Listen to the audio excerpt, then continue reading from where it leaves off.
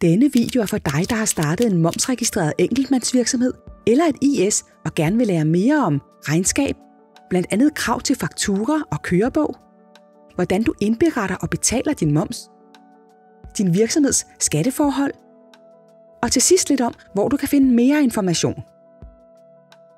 Som virksomhedsejer er der meget at holde styr på, ikke mindst dit regnskab. Vi vil derfor præsentere nogle punkter, du bør have fokus på allerede nu, så du kan komme godt fra start. Første punkt er, at det især er vigtigt, at du holder din private og virksomhedens økonomi adskilt. Vi anbefaler derfor, at du har 2 forskellige bankkonti.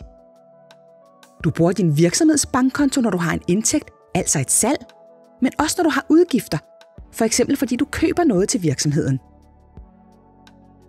Det er meget nemmere at bogføre korrekt, når du har en separat bankkonto til din virksomhed. Så undgår du også at betale udgifter i din virksomhed af egen lomme. Andet punkt er, at du skal kunne dokumentere alt i regnskabet. Gem derfor altid dine bilag. For at dokumentere salg, skal du lave fakturer på alt det virksomheden sælger, eller så salget ind på et kasseapparat. Virksomhedens bogføring laves med udgangspunkt i bilagene. Hvert bilag skal nummereres og gemmes i 5 år, så du kan dokumentere, at bogføring og regnskab er korrekt. Alle bilag, bogførings- og regnskabsmateriale skal gemmes enten i fysisk eller elektronisk form. Hvis du bruger et bogføringsprogram, så husk at tage en sikkerhedskopi af bogføringen. Sørg også for, at bilagene kan fremvises, hvis vi beder om det. Vær opmærksom på, at mister du en købsfaktura, kan du ikke erstatte den med et bilag, du selv laver. Det er dit ansvar som virksomhedsejer, at bilag bliver bogført løbende, og at de lever op til de krav, der gælder. Det gælder også, når du laver en salgsfaktura. Fakturaen skal indeholde en række krav, for at du kan dokumentere din salg, og for at din kunde kan trække udgiften fra i sit regnskab. Kravene er: købers navn og adresse, dit firmanavn, adresse samt CVR-nummer, fakturanummer, fakturadato, det vil sige den dato, du udsteder fakturaen, leveringsdato, hvis den ikke er den samme som fakturadatoen, beskrivelse og antal, enhedspris, samt momssatsen og momsbeløbet. I nogle tilfælde kan du nøjes med at lave en forenklet faktura eller kassebon. Det kan du læse mere om på skat.dk/regnskab. Der kan du også se i videoen, sådan laver du en forenklet faktura.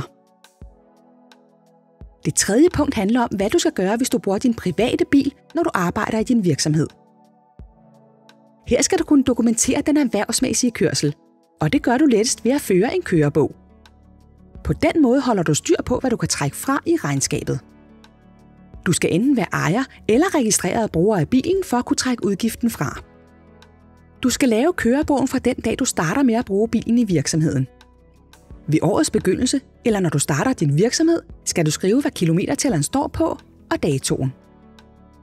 Når du kører erhvervsmæssigt, skal du udfylde dato, kilometertæller start og slut, hvor langt du har kørt, hvor du har været henne og formålet med kørslen. Det skal du udfylde hver gang du kører erhvervsmæssigt. Når året er gået, skal du skrive, hvad kilometertælleren står på, samt hvor mange kilometer bilen i alt har kørt i løbet af året. Til sidst skal du lægge alle de erhvervsmæssige kilometer sammen. Du kan downloade en kørebogsskabelon på skat.dk/fradrag/udgifter. Vær opmærksom på, at hvis du f.eks. har en forretning eller et kontor, du kører til, så er kørslen dertil privat og ikke erhvervsmæssig.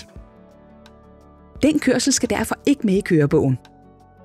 Til gengæld kan du få kørselsfradrag med de regler og satser, der gælder for lønmodtagere. Du kan læse mere om beregning af fradraget under brug af privatbil i virksomheden på skat.dk/fradrag/udgifter.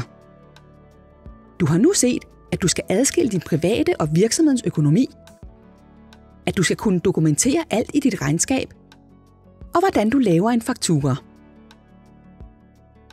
Nu vil du få de vigtigste momsfrister og se, hvordan du indberetter og betaler moms.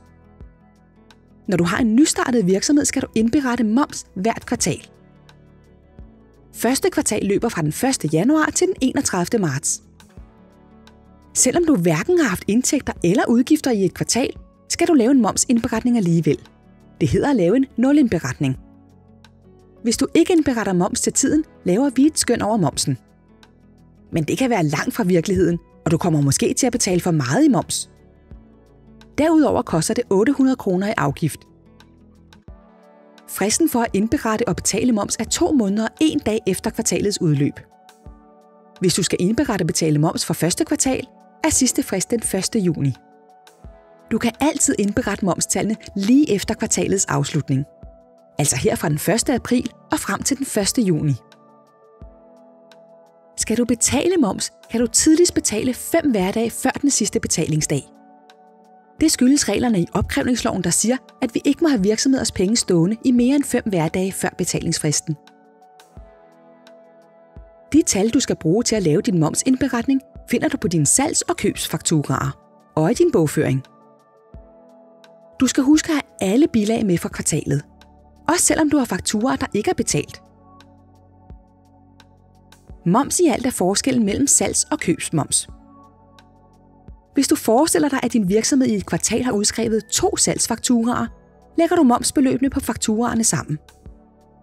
I dette eksempel giver det 6.000 kroner i salgsmoms. I samme kvartal har virksomheden købt varer til videresalg. Her har du 2 købsfakturaer, hvor momsen tilsammen giver 5.500 kroner. Når tallene trækkes fra hinanden, kan du se, at virksomheden skal betale 500 kroner i moms til Skattestyrelsen. Når du skal lave din momsindberetning, har du sikkert mange flere bilag. Du skal tælle alle momsbeløbene på dine købsfakturaer og salgsfakturaer sammen og indberette de samlede beløb for kvartalet. Bruger du et regnskabsprogram til virksomhedens regnskab, aflæser du tallene i bogføringen på de forskellige momskonti. Når du skal indberette momstallene, foregår det på skat.dk. Klik på Log på i øverste højre hjørne og log på som erhverv med din virksomheds CVR-nummer. Har du ikke oplyst virksomhedens mailadresse ved registreringen, må du meget gerne tilføje den under menuen Profil og kontaktoplysninger. Så sender Skattestyrelsen nemlig mails til dig, så du husker at indberette til tiden. Klik på Moms. Klik herefter på Momsindberetning og så på Indberet moms. Nu vælger du den momsperiode, som du vil indberette for. Hvis der ikke har været aktivitet i din virksomhed, det vil sige, at du hverken har købt eller solgt noget, vælger du nulindberet. Har der været aktivitet, vælger du i stedet indberet. Nu skal du indberette momstallene for dansk salgs- og købsmoms. I dette eksempel skal du indtaste 6.000 kroner i salgsmoms og 5.500 kroner i købsmoms. Har du handel med udlandet, skal du huske at udfylde felterne Handel med udlandet. Læs mere på skat.dk/moms-udland. Moms i alt er differencen mellem salgs- og købsmoms. Ved denne momsindberetning skal du betale 500 kroner. Til sidst trykker du på Godkend og får en kvittering på, at vi har registreret momsindberetningen. Du kan med fordel tilmelde virksomheden til at betale automatisk med leverandørservice. Se hvordan på skat.dk/tilmeld-leverandørservice. Du kan også i virksomhedens netbank sætte betalingen af momsbeløbet ind som en kommende betaling og sikre dig, at betalingen sker til tiden og inden for 5-dagesreglen. Her er et eksempel på købs- og salgsmoms. Den 15. marts var der et varekøb på 10.000 kroner med en moms på 2.500 kroner. Den 25. marts var der et varesalg på 30.000 kroner med en moms på 7.500 kroner. Og den 4. april var der et varekøb på 5.000 kroner med en moms på 1.250 kroner. Nu skal du selv prøve at beregne momsen for første kvartal i år. Du kan vælge mellem 3 svarmuligheder. Er det rigtige svar A, 5.000 kroner? Er det B, 3.750 kroner? Eller er det C? Det afhænger af, om virksomheden har modtaget og betalt pengene. Du får lige lidt tid til at tænke over svaret.